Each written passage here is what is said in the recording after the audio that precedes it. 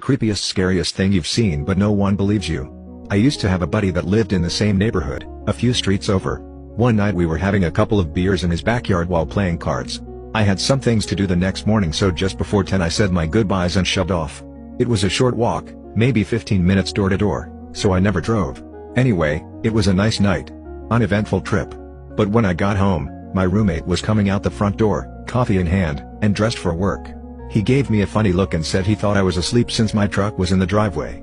I told him where I'd been and asked why he was going into work at night. That's when he kind of laughed and asked if I was drunk.